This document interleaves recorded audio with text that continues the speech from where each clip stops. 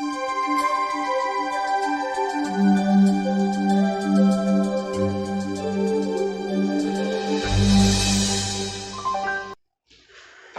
Everyone, welcome to chemistry junction.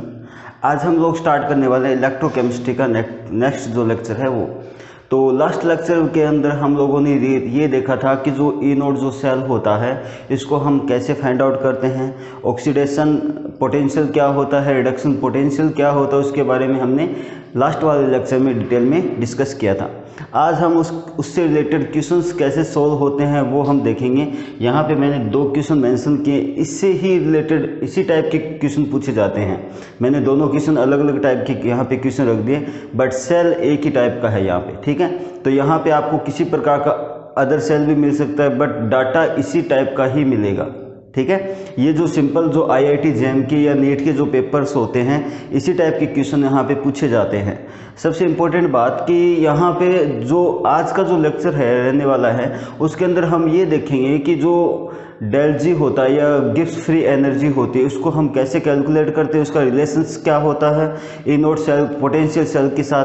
तो आज का जो लेक्चर है वो काफ़ी इंपॉर्टेंट रहने वाला है, प्लीज़ लास्ट तक बने रहना, आपको बहुत कुछ मिलेगा। तो स्टार्ट करते हैं। देखो सबसे पहला क्वेश्चन, तो हमारे पास कोई सेल गिवन है, ये सेल नोटेशन गिवन है, उसका हमें डाटा गिवन है कि ई नोट Zn +2 0.76 इलेक्ट्रॉन वोल्ट और कॉपर का डाटा हमें गिवन है 0.34 इलेक्ट्रॉन वोल्ट। तो हमें ई नोट सेल कैलकुलेट करना है। देखो 2 मेथड है हमारे पास ई नोट सेल कैलकुलेट करने के लिए। मैंने आपको 2 फॉर्मूले ड्राइव किए थे, तो दोनों में से आप कोई भी फॉर्मूला अप्लाई करो, वो दोनों में से क्वेश्चन सेम का सेम आंसर निकलने वाला है। तो सबसे ज़्यादा इंपॉर्टेंट ये है कि जो मैंने आपको एक फॉर्मूला ड्राइव करके बताया था कि जो ऑक्सीडेशन होता है ई नोट सेल बराबर क्या होता है, ई नोट ऑक्सीडेशन प्लस रिडक्शन। तो वो सेल वो जो फॉर्मूला है हम उसी चीज़ को लेके चलेंगे ताकि आपके जो जितने भी क्वेश्चन हैं वो इजीली से सोल्व हो जाए। चलो स्टार्ट करते हैं। देखो सबसे पहले अगर हम बात करते हैं, देखो इस सेल के अंदर मैंने आपको स्टार्टिंग में ये सिखाया था कि ये जो सेल जो नोटेशन होता है, ये इधर का जो पार्ट होता है ये क्या होता है, एनोडिक पार्ट होता है। ये इधर का जो पार्ट होता है ये क्या होता है, कैथोडिक पार्ट होता है या नहीं होता। बस यही ध्यान रखना, आपके सबसे इंपॉर्टेंट बात यही है। अगर किसी स्टूडेंट को यही चीज़ पता नहीं होगी तो इसका आंसर भी रिवर्स आएगा, ठीक है। तो सबसे पहले मुझे ये बताओ कि Zn +2 है, तो हम एनोड के अंदर हम लिखते क्या हैं। देखो एनोड के अंदर एनोड का हाफ सेल रिएक्शन देखो क्या हुआ है, Zn से Zn +2 बना है। इसका मतलब 2 इलेक्ट्रॉन लूज हुए हैं, तो Zn से Zn +2 इलेक्ट्रॉन, ये इसकी हाफ सेल रिएक्शन होगी यहाँ पे इस कंपार्टमेंट की।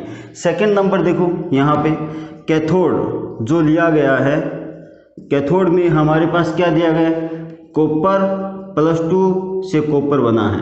इसका मतलब क्या हुआ होगा, कॉपर +2 ने 2 इलेक्ट्रॉन यहाँ से गेन किए होंगे और हमारे पास कॉपर सॉलिड के रूप में बना होगा, ठीक है ना। अब यहाँ पे हमें गिवन डाटा देखो किसका है। सबसे पहले एनोडिक कंपार्टमेंट का ई नोट सेल गिवन है, Zn +2 कितना है 0.7 इलेक्ट्रॉन वोल्ट, ठीक है। सेकेंड नंबर देखो कॉपर का, तो ई नोट जो सेल होता है वो कॉपर +2 कॉपर, यहाँ पे 0.34 इलेक्ट्रॉन वोल्ट है, ठीक है। अब देखो सबसे पहला फॉर्मूला हम ड्राई करते हैं कि हमारे पास फॉर्मूला हम लोगों ने पुटअप किया था कि ई नोट जो सेल होता है वो क्या होता है, ई नोट ऑक्सीडेशन प्लस ई नोट रिडक्शन। ये हम लोगों ने ड्राई किया था, याद है ना। तो अब मुझे ये बताओ ऑक्सीडेशन, यहाँ पे मैं लिख रहा हूँ कि ई नोट जो सेल होता है, यहाँ पे देखो ये ऑक्सीडेशन में कहाँ पे क्या हो रहा है, ऑक्सीडेशन देखो Zn से Zn +2 बन रहा है, तो यहाँ पे आप लिख सकते हो Zn से Zn +2 प्लस ई नोट कॉपर +2 से कॉपर। समझ में आई बात यहाँ तक। अब देखो इसके जो डाटा गिवन है वो वैसे पुटअप कर दो यहाँ पे। इसका डाटा जो कितना है 0.76 इलेक्ट्रॉन वोल्ट प्लस यहाँ पे 0.34 इलेक्ट्रॉन वोल्ट, ठीक है। तो हमारे पास टोटल कितना है 6 4 10, 0 6 4 10 यानी 1.1 इलेक्ट्रॉन वोल्ट इसका ई नोट सेल का मान आ चुका है। जो हमें ये पूछा गया था कि जो हमें सेल नोटेशन दिया गया है इसका ई नोट सेल कितना आएगा, 1.10 इलेक्ट्रॉन वोल्ट। अब बात ये आती है कि हम लोगों ने एक फॉर्मूला तो ये तो ड्राई कर दिया, ठीक है ना। अब देखो अगर मैं दूसरा फॉर्मूला ड्राई करता हूँ, क्या उसी के अकॉर्डिंग यही भी आंसर आता है या दूसरा आता है? चलो स्टार्ट करते हैं। देखो हमारे पास सेकंड जो ए नोड सेल का जो फॉर्मूला था वो क्या था बताओ? ए नोट कैथोड माइनस ए नोट एनोड, ये तो था। ये था, हमें रिडक्शन पोटेंशियल दिया था, रिडक्शन पोटेंशियल। और रिडक्शन पोटेंशियल के अंदर हमें सब कुछ ये भी पता होता है कि रिडक्शन पोटेंशियल यहाँ पे जो गिवन डाटा है ये तो ऑक्सीडेशन पोटेंशियल हो गया। अरे एक बात बताओ, कॉपर +2 से कॉपर बना है तो ये क्या हो गया? रिडक्शन। मैंने आपको बोला था ना कि जब भी हमें रिडक्शन पोटेंशियल होगा तो आयन और मेटल ये गिवन होता है, और एनोड में ऑक्सीडेशन क्या होता है? मेटल और मेटल आयन होता है। तो यहाँ पे देखो ऑक्सीडेशन में हमारे पास है मेटल और मेटल आयन है, तो हमें इसको रिवर्स करना होगा। तो मुझे ये बताओ कि अगर मैं डाटा यहाँ पे गिवन करता हूँ, यहाँ पर देखो तो हमारे पास कैथोड का तो ठीक है, कॉपर +2 से कॉपर बना है। अब मुझे ये बताओ यहाँ पे देखो एनोड का देखो Zn+2 है, तो मुझे इसको रिडक्शन पोटेंशियल में पुटअप करना है, तो इसको मैं क्या करूँ? रिवर्स कर दूँ। तो मेरे पास क्या आ गया? Zn+2 से Zn बना, तो ये भी डाटा क्या हो गया? -0.7 इलेक्ट्रॉन वोल्ट। अरे बात समझ आ रही है मेरी? तो यहाँ पे देखो, तो मैंने क्या लिखा? Zn+2 से Zn। अब हमारे पास जो डाटा गिवन है वो रख दो यहाँ पे देखो यहाँ पे कितना हो गया? यहाँ पे कितना है? 0.34 electron volt minus -0.76 electron volt.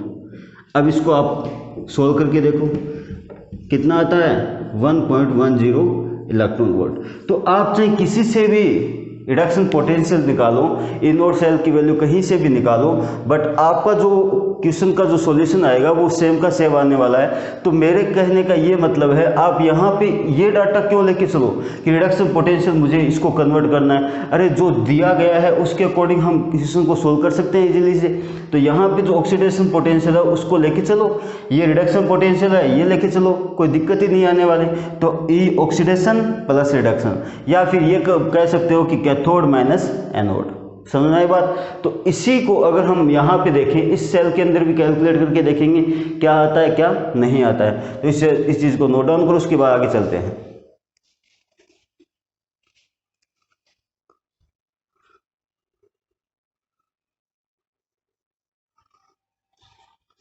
चलो स्टार्ट करते हैं सेकंड नंबर क्वेश्चन। ध्यान से समझना इसको, सेकंड नंबर क्वेश्चन को। इसी से रिलेटेड देखो, इसी टाइप के क्वेश्चन पूछे जाते हैं, इसी टाइप के क्वेश्चन पूछे जाते हैं आपसे। बस केवल फर्क सिर्फ इतना है कि साइन का चेंज हो जाता है, यहाँ पे साइन चेंज हो जाता है, यहाँ पे पॉजिटिव नेगेटिव नेगेटिव पॉजिटिव बस। अब देखो सेकंड नंबर क्वेश्चन क्या है।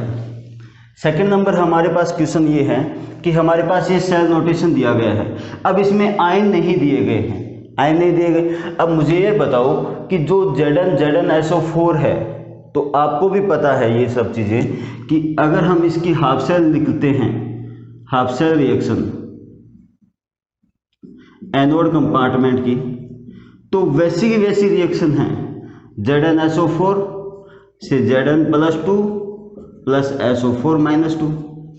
तो कैथोड कंपार्टमेंट की अगर हम बात करते हैं तो यहाँ पे क्या बनेगा? सॉरी, कॉपर +2 इलेक्ट्रॉन गेन करता है, उसके बाद कॉपर सॉलिड बनता है। समझ में आई बात कैसे? यहाँ से Zn ने अपने 2 इलेक्ट्रॉन लूज किए होंगे, तो वही सेल रिएक्शन है। यहाँ पे केवल और केवल ये साल्ट दे दिया, एक्वस सॉल्यूशन दे दिया, सॉरी यहाँ पे एक्वस सॉल्यूशन दे दिया, यहाँ पे सॉलिड अवस्था में दे दिया। आपको पता है ये टूटेगा तो जो मेटल होता है वो अपने इलेक्ट्रॉन लूज करता है। समझ में आई बात? अब बात ये आती है कि यहाँ पे जो सेल नोटेशन दिया गया है, इसका ई नोट सेल हमें गिवन है। देखो ई नोट सेल हमें यहाँ पे दिया गया है 1.10 इलेक्ट्रॉन वोल्ट दिया गया है, ठीक है। हमें जो गिवन है वही चीज़ हमें यहाँ पे पुटअप करनी है। और ई नोट कॉपर +2 से कॉपर जो बना है उसमें दिया गया 0.34 वोल्ट। अब हमें कैलकुलेट क्या करना है? देखो कैलकुलेट हमें करना है Zn ई नोट Zn प्लस 2 से Zn हमें कैलकुलेट करना है। एक बार आप ट्राई करके देखो, उसके बाद हम यहाँ पे इस चीज़ को सॉल्यूशन करते हैं कि क्या होता है।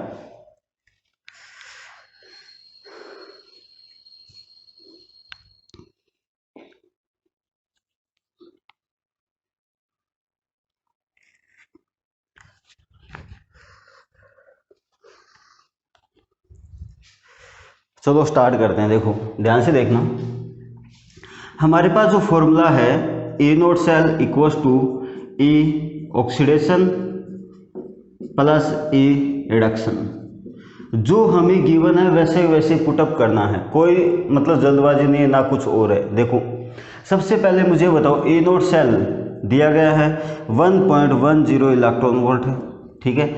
ऑक्सीडेशन हमारे पास यहाँ पे देखो क्या है होता है, ऑक्सीडेशन क्या होता है यहाँ पे, ई नोट सेल का मान देखो, ई नोट होता है ऑक्सीडेशन Zn प्लस 2, और रिडक्शन क्या होता है, कॉपर प्लस 2 से कॉपर गया, ये तो होता है रिडक्शन।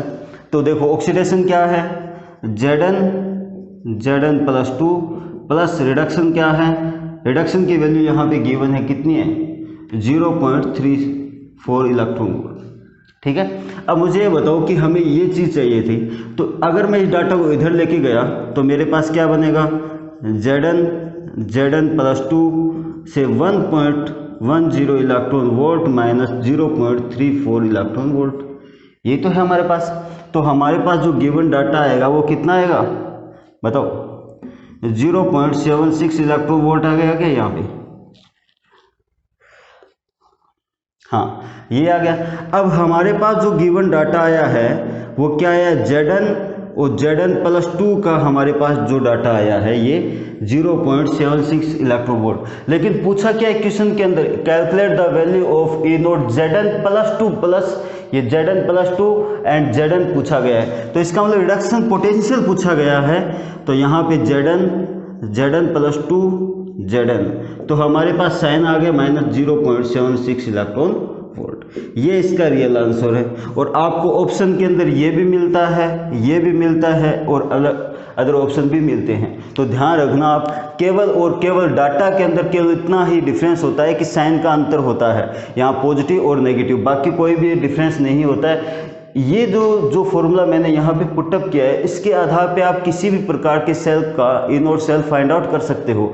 अगर सेल नोटेशन गिवन है तो भी फाइंड आउट कर सकते हो, वरना अगर हमारे पास कोई रिएक्शन दी गई है हाफ सेल के अंदर तब भी आप सेल नोटेशन आराम से लिख सकते हो। उसके बाद हमें गिवन जो डाटा है उसके आधार पर सेल ई नोट सेल की वैल्यू यहाँ पे पुटअप कर सकते हो। बात समझ आई मेरी बात? तो ध्यान रखना, जो गिवन है उसके आधार पर चलना, ऐसा नहीं कि हमें चलो ठीक है ऑक्सीडेशन निकाल दिया, अरे जो पूछा गया उसके अकॉर्डिंग देखो कि हमें पूछा क्या गया था और हमने निकाला क्या था, ठीक है। और दोनों डाटा हमेशा गिवन होते हैं, ध्यान रखना। और सबसे इंपॉर्टेंट बात, ये ऑप्शन ए के अंदर मिलता है और हमें सबसे पहले टिक करके आ जाता है इसको, ठीक है।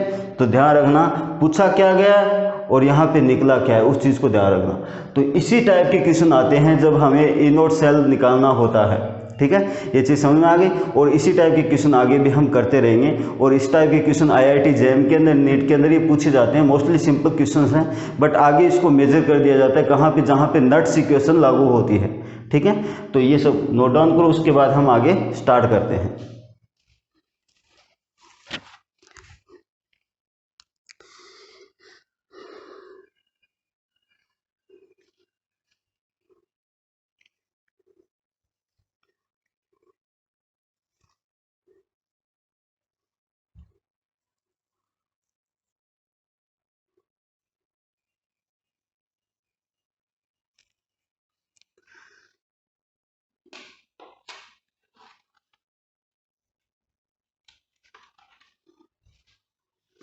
हो गया?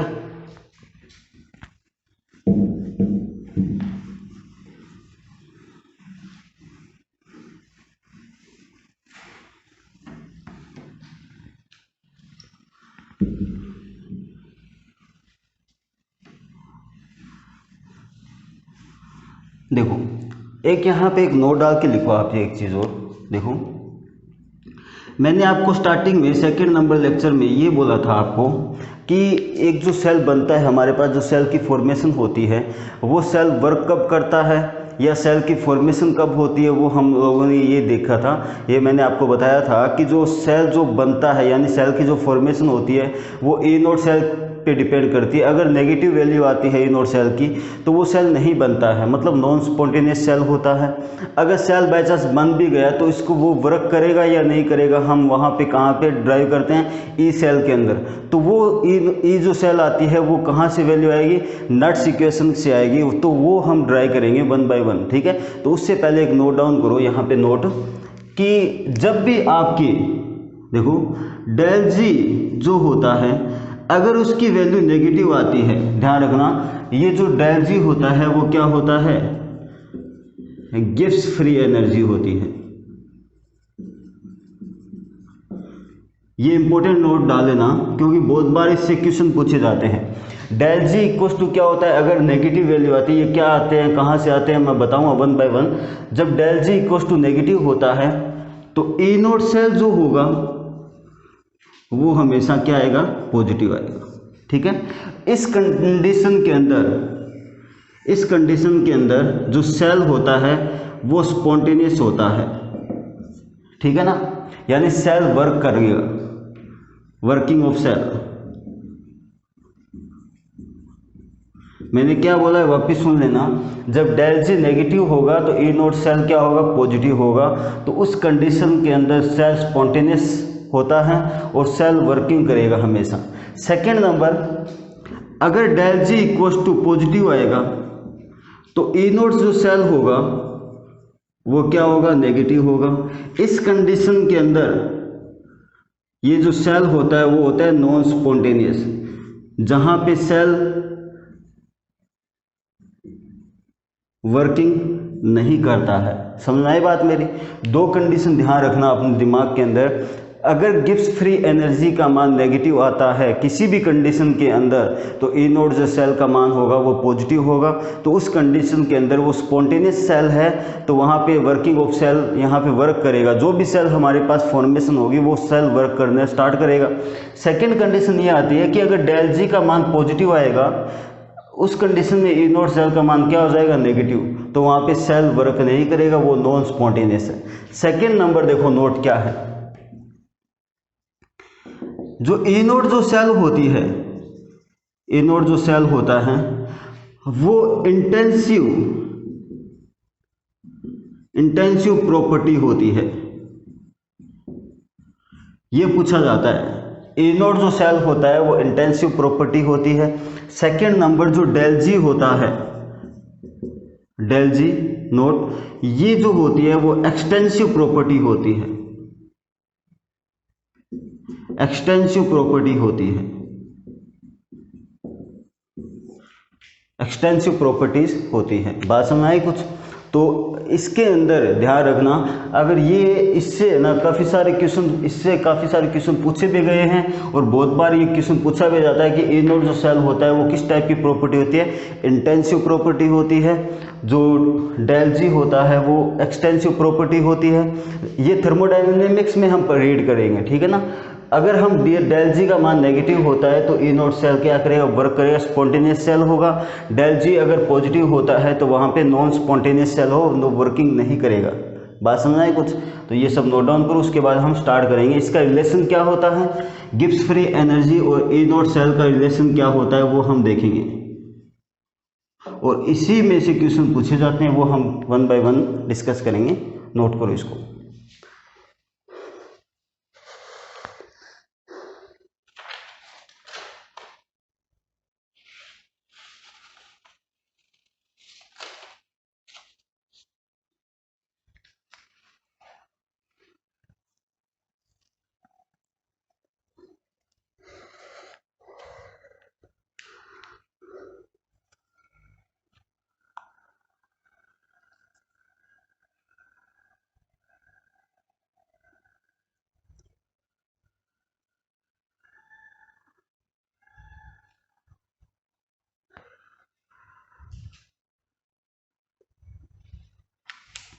चलो स्टार्ट करो। हेडिंग डालो आप, relation between del G and potential cell, या हम बोलते हैं ए नोड सेल। इसका रिलेशन क्या होता है, हेडिंग है अपनी relation between del G and E naught cell. इनका रिलेशन क्या होता है? देखो एक फॉर्मूला है, सिंपल फॉर्मूला है, कुछ भी नहीं है। उसके आधार पे हम नॉट्स इक्वेशन भी ड्राई करेंगे, सब कुछ ड्राई करेंगे। देखो सबसे पहली बात कि जो डेल जी होता है वो होता है minus n F E cell के बराबर। अब इसके अंदर होता क्या है, गिब्स फ्री एनर्जी होती है, और एन होता है नंबर ऑफ इलेक्ट्रॉन्स, एफ होता है फ्राइडे, और ई नोड सेल होता है आपके जो सेल, जो स्टैंडर्ड जो ये जो सेल होता है वही है पोटेंशियल सेल, और गिब्स फ्री एनर्जी एन होता है नंबर ऑफ इलेक्ट्रॉन्स। किसी जो सेल रिएक्शन होती है हमारे पास, सेल जो नोटेशन लिखते हैं उसके अंदर जो सेल हाफ जो सेल होती है उसके अंदर कितने इलेक्ट्रॉन इन्वॉल्व होते हैं वो डिनोट करते हैं एन को। अब देखो अगर मैं स्टैंडर्ड कंडीशन लेके चलता हूँ, देखो स्टैंडर्ड कंडीशन की अगर हम बात करते हैं तो स्टैंडर्ड कंडीशन के अंदर ये होता है कि जो टेम्परेचर होता है वो 25 डिग्री सेंटीग्रेड होता है, मतलब रूम टेम्परेचर लिया जाता है। सेकंड नंबर जो प्रेशर होता है वो होता है 1 atm बार, ठीक है ना, 1 बार होता है, 1 बार। थर्ड नंबर अगर हम बात करते हैं, टेम्परेचर आ गया, प्रेशर आ गया। अगर हम यहाँ पे बात करते हैं स्टैंडर्ड कंडीशन की, तो स्टैंडर्ड में एक ही बात होती है कि जहाँ डेल जी है उसके पे नोट लगाया जाता है, और यहाँ पे minus n F E note cell, ये होता है स्टैंडर्ड कंडीशन। दोनों में डिफरेंस यही है कि यहाँ पे कंडीशन अप्लाई होती है कि जो टेम्परेचर लिया गया 25 डिग्री सेंटीग्रेड, प्रेशर होता है वो 1 बार लिया जाता है, ये स्टैंडर्ड के लिए कंडीशन होती है। दोनों में सेम ही फॉर्मूला है, बट यहाँ पे हम 1 बाय 1 ड्राई करेंगे कि हमारे पास कोई सेल रिएक्शन आती है तो हम यहाँ पे कैसे इसका फाइंड आउट कर सकते हैं, ठीक है ना। तो एक मैं सेल रिएक्शन लिखता हूँ, पहले इस चीज़ को नोट डाउन करो। यहाँ पे देखो एक हमारे पास तो ठीक है एक क्वेश्चन है, देखो Fe+2 उसने 2 इलेक्ट्रॉन यूज लिए उसने, तो हमारे पास बना Fe। Second condition, second reaction है Fe+3 इलेक्ट्रॉन लिया तो उसने बनाया Fe+2। बात समझ आई कुछ? तो उसके बाद अगर हमसे पूछा गया है कि जो ए नोट जो सेल होता है, ए नोट Fe+3 और Fe+2 ये कैसे फाइंड आउट होगा, ठीक है। तो पहले इस चीज़ को नोट डाउन करो, उसके बाद हम इसको सोल्व करते हैं।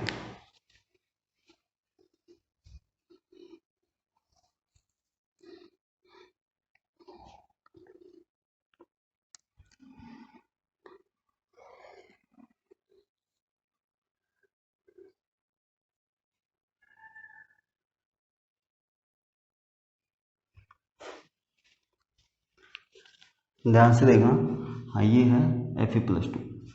अब देखो इसको सोल्व करते हैं कि इसके अंदर पूछा क्या गया है, करना क्या है हमें। देखो ध्यान से देखना, और ये क्वेश्चन पूछा जाता है, उससे ज़्यादा इम्पोर्टेंट ये है। देखो इसमें हमारे पास ए नोट से जो सेल है इसका वो दिया गया, सपोज करो x1 है, इसका ए नोट से जो सेल है वो दिया गया x2 है, और यहाँ पे ए नोट जो सेल है वो हमें फाइंड आउट करना है। बात समझ आए कुछ? ये हमें दिया गया, ये फाइंड आउट हमें करना है। तो इसको हम कैसे फाइंड आउट करते हैं कैसे नहीं, इसको देखना 1 बाय 1। उसके बाद सबसे ज़्यादा इंपॉर्टेंट यही है, इसके अंदर मैं बहुत सारे क्वेश्चन आपको पुटअप कर दूंगा, उसके बाद आप सोल्व करना है। इसमें वैसे ही वैसे सोल्व करना है, जैसे आपको अगर ऑक्सीडेशन रिडक्शन की रिएक्शन आती है तो आप सोल्व कर सकते हो, वरना सोल्व नहीं कर सकते। मैं आपको पहले बोल रहा हूँ, अगर आपको हाफ सेल रिएक्शन आ रही है तब आप सोल्व कर सकते हो। अगर किसी ने फर्स्ट एंड सेकंड लेक्चर नहीं देखा है तो प्लीज़ जाके देखो, तब जाके ये क्वेश्चन सोल्व होगा, वरना नहीं होगा आपसे।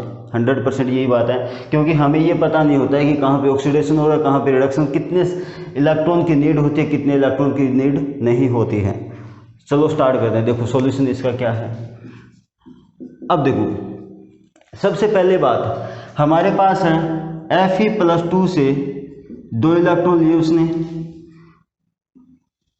देखो सबसे पहले हमें ज्ञात क्या करना है वो देखना है। Fe+3 से Fe बना है, ये हमें फाइंड आउट करना है। तो मुझे इस सेल की ये जो दिया गया है इसकी रिएक्शन लिखनी है। तो मुझे बताओ कि Fe+3 से Fe गया है, तो Fe3 उसने 3 इलेक्ट्रॉन लिए होंगे यहाँ से, तभी तो Fe बना होगा। अरे मुझे ये बताओ कि जब उसने 3 इलेक्ट्रॉन गेन किए होंगे तभी तो वहाँ पे जाके जीरो ऑक्सीडेशन स्टेट में गया होगा ना। ये बात समझ आई।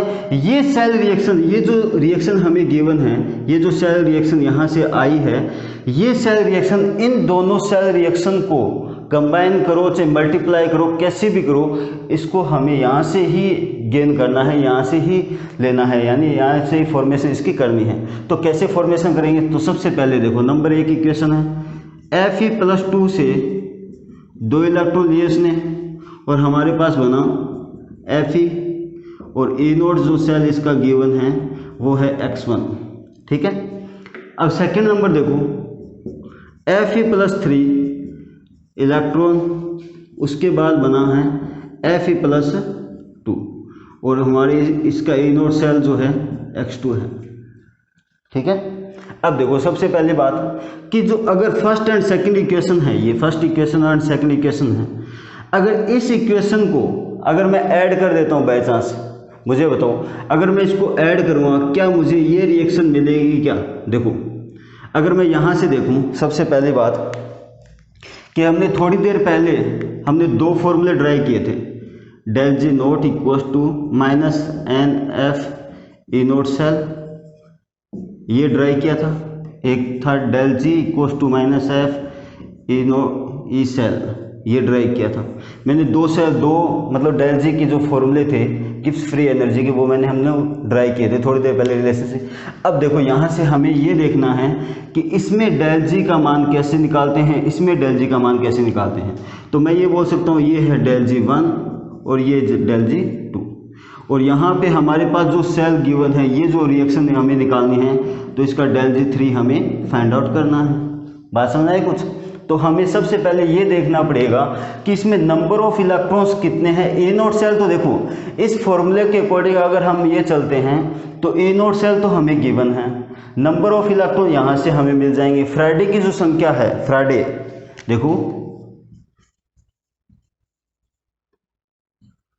फेराडे जो होता है वो होता है 96500 कूलम मोल, ये इसकी वैल्यू होती है, ठीक है ना।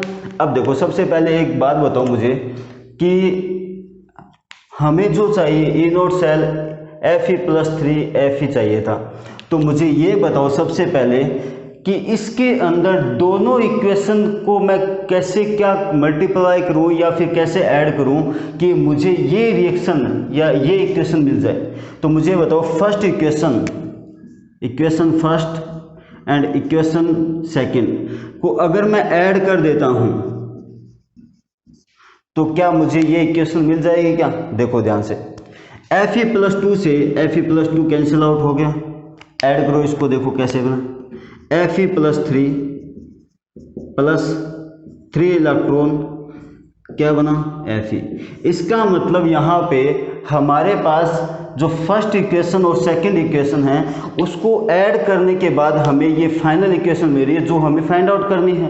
बात समझ आई कुछ? इसका ∆G3 हमें फाइंड आउट करना है, ठीक है। नोट स्टैंडर्ड में निकालें क्योंकि E0 सेल यहाँ पे गया हुआ है, ठीक है। तो मुझे ये बताओ कि हमें अब करना क्या है। देखो कुछ भी नहीं करना, जो वैल्यू है वही हमें पुटअप करनी है। तो ∆G0 3 = ∆G1 + ∆G2, ये तो हमें करना है क्योंकि हम लोगों ने ∆G3 जब निकाला है तो ∆G1 + ∆G2 को जब दोनों इक्वेशन को मैंने ऐड किया तभी तो मेरे पास ये इक्वेशन आई ना। बात समझ आई कुछ? तो यहाँ तक नोट डाउन करो, उसके बाद आगे चलते हैं।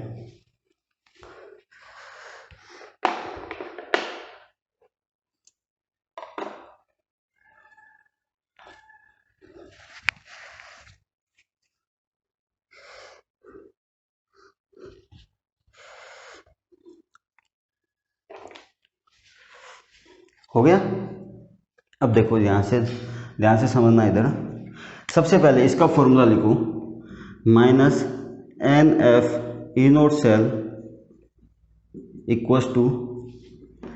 -NF ई नोट सेल प्लस ये 3 है प्लस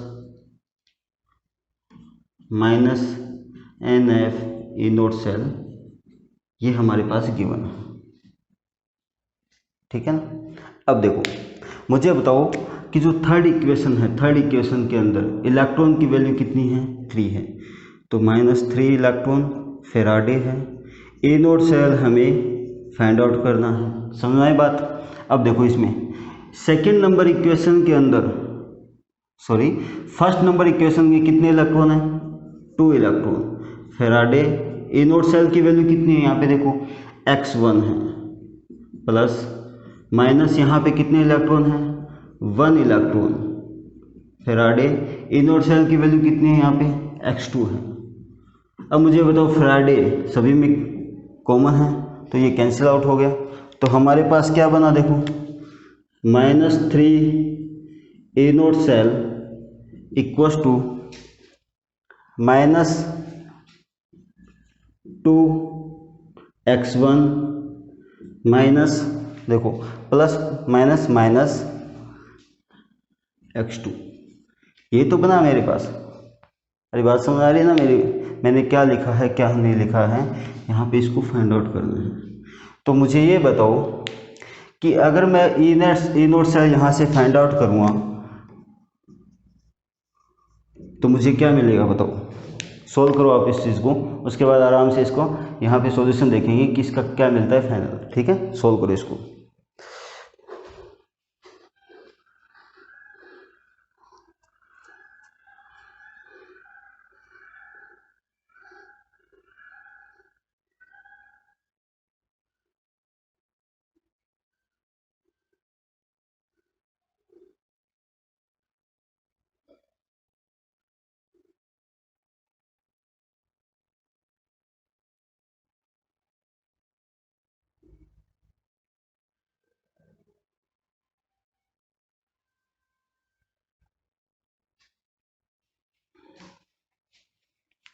सोल्व होगा क्या, यहाँ पे देखो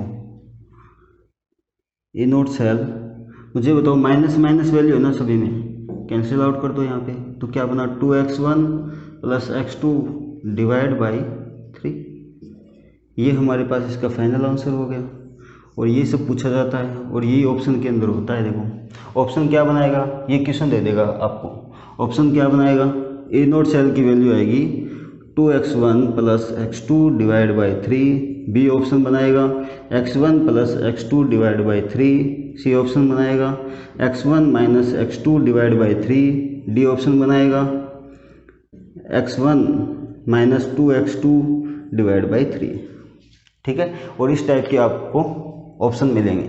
तो ध्यान रखना आप जो, अगर किसी भी स्टूडेंट को ये चीज़ समझ में नहीं आई है तो वीडियो पॉज करके वापस रिवाइज करके देखो कि क्या होता है, कैसे हमने फाइंड आउट किया।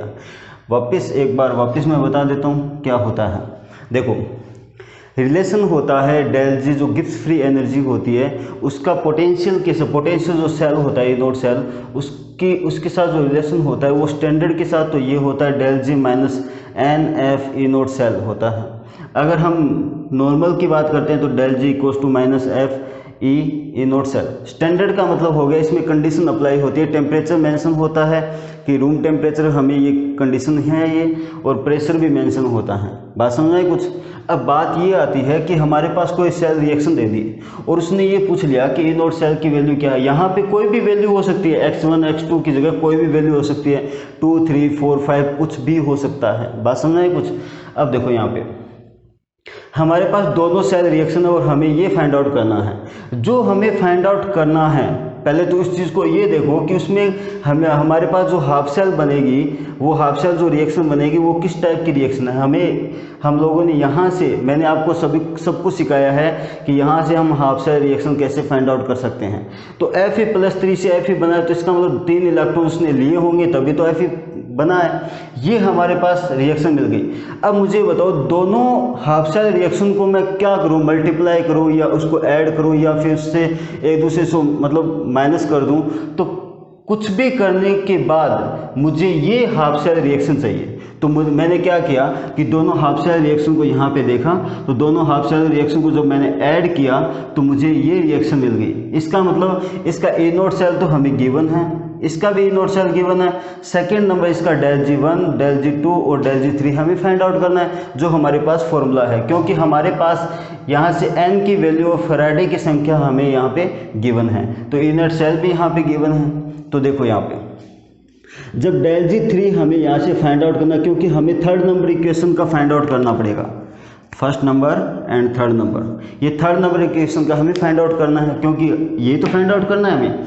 तो del G3 not del G1 plus del G2, तो मुझे बताओ डेल G1 जो है डेल G नोट का जो फॉर्मूला होता है वो क्या होता है, minus F E note cell. मैंने लिखा ये रहा सेकंड ये रहा। उसके बाद मैंने 1 बाय 1 वैल्यू पुटअप की। ए नोट सेल हमें इसका फाइंड आउट करना था, इसके इलेक्ट्रॉन की संख्या 3 थी, इसके इलेक्ट्रॉन की संख्या 2 थी, इसके इलेक्ट्रॉन की संख्या 1 थी।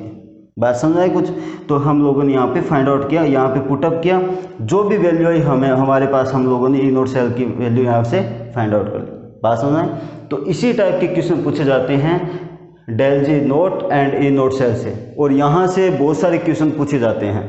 ठीक है, तो आई होप कि आज का लेक्चर आपके लिए काफ़ी हेल्पफुल रहा होगा।